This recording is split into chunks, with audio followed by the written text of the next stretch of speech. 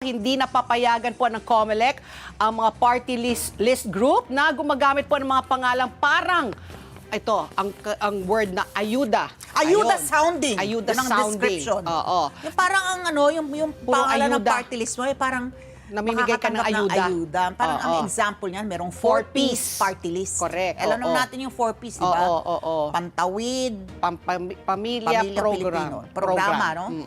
So, ayun po. So, So, pagbabawal na po ng COMELEC, yun na nga yung mga ayuda-sounding names pagkatapos po ng midterm election. So, yung mga nakalusot, di syempre, hindi naman kayo pwede ng pagbawalan. Pero sabi nga ng COMELEC, mas maghihigpit po sila sa proseso ng accreditation para sa mga party list para masigurado nila po talaga na hindi na kayo gagamit na nakakalitong mga pangalan para makaakit ng mga botante. hindi naman nakakalito yun. So, malilito ka, ay dito tayo sa 4-piece Oo, kasi akala para nila. tuloy-tuloy ang ayuda natin. Correct, ganun. oo. O tapos meron din daw mga party list, ginagamit yung mga talagang sikat na mga programa ng mga Oo. teleserye. May parang probinsyano party list Oo, ba? may ang probinsyano, merong ano Ganyan. pa ba, may mga Tutok Tuwin. O, ayun. Ano yun? Yung kay dating kay Sam Versosa. Tutok Tuwin, dating programa ni Di ba Willie mayaman Revillame. Oo.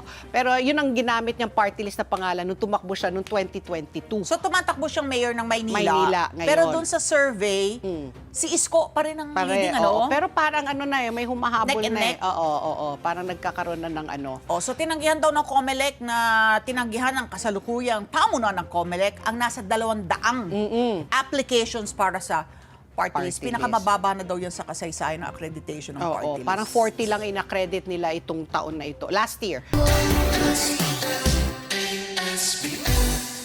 Let's get together. Sunday 25.